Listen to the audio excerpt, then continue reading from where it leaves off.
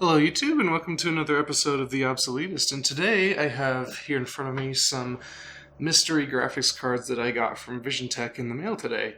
Now what they were doing was more kind of a Cyber Monday promotional kind of thing where you can get either PCI, AGP, or PCI Express graphics cards for really cheap. So I have them arranged here kind of from left to right in order of price. We got the $5 ones right here, these three, and then this one was 10 and 15. So let's just take a look at these here and see what we got. So this first card here is the Radeon HD 7350. As you can see here, this is a PCI card. Now this one's a bit of an oddball because it has a low profile slot there, and the connections on this card are a single display port and this DMS59 connector there. And what you'd do with this is you'd plug in a special type of cable into here that would split off into, say, VGA or DVI, whatever the case may be. Not really sure what I'm going to do with this card, as I don't own any low-profile cases, but I didn't even know this card existed prior to receiving it in the mail, so it's a pretty cool thing to have. Now, this next card here is the one I was most excited about. This one is a Radeon HD 3850 with 512 megabytes of RAM, the same as this card here. But what's special about this is the AGP connector on the bottom. This is a very rare card. You don't see many of these like places like eBay or maybe even Craigslist. This is one of the fastest AGP cards ever produced. The only one that's faster than this is the Radeon HD 3870, but that one's even more rare. So you can see we got two DVI ports. I believe these are both the I variety, meaning that you can use a VGA adapter there, and also S-Video. Now what's kind of interesting about this one is that it's got a 6-pin PCI Express style power connector on it. Most of the AGP type cards that you'd see would have a Molex connector here instead with the 4 pins rather than the 6, but that's just what they included here, so that's all fine. It's got a nice copper cooler as well, kind of that circular sunflower style cooler. Now, as you can see here, the fan lead is broken. It's supposed to connect right here, but it kind of snapped off, and I'm going to have to fix that.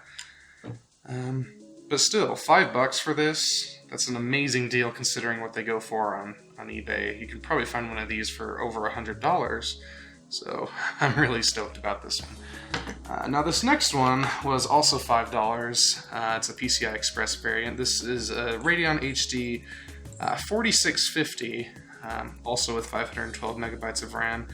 It's not really anything special. You know, you got your DVI, your VGA, your HDMI, the kind of, all-rounder connectors that you normally see on a card like this, tiny heatsink. This card's only really rated for 48 watts anyway, so it's not a huge deal. Not much to see on the back either. I'm probably going to end up selling this card because I have no use for it, but $5, why not? Then this one was $10.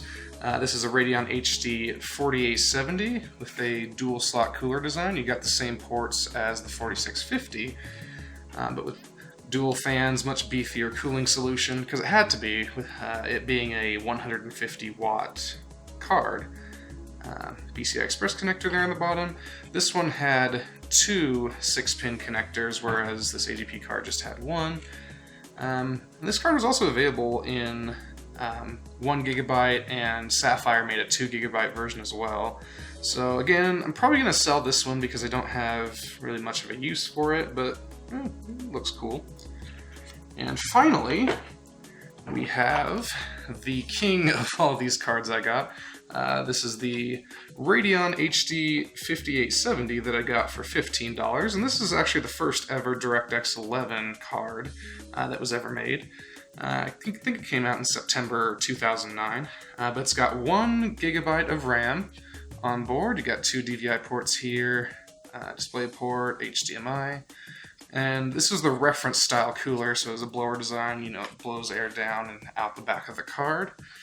Again, we have two 6-pin power connectors there, and a crossfire finger, which this one also has. The other cards do not, just these two have that.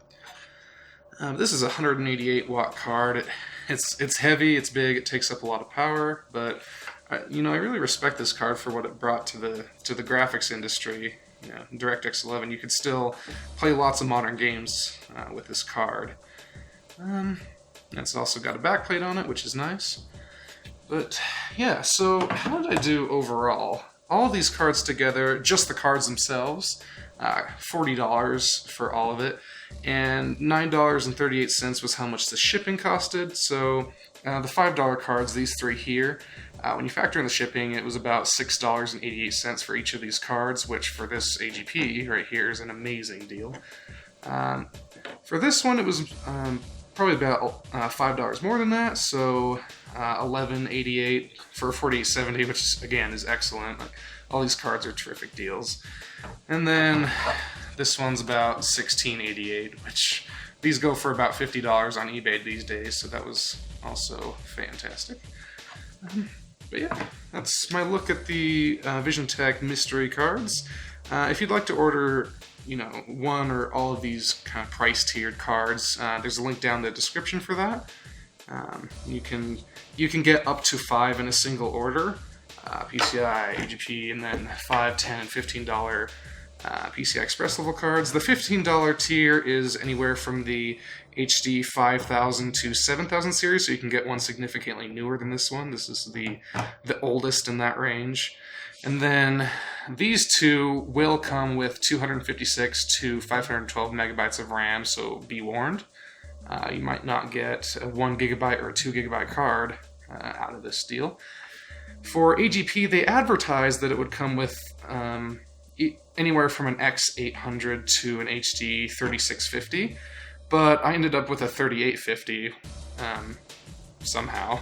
So don't expect to get lucky if you get an AGP card, but if you do, you might get something rare and cool like this that you might have to repair the fan lead. And then PCI, they don't really make any promises of any kind, but I mean, it's a rare card, and you don't see too many of these. The guy on eBay is trying to sell them for $60, so considering I got it for about 10 times less, I'd say that's a good deal.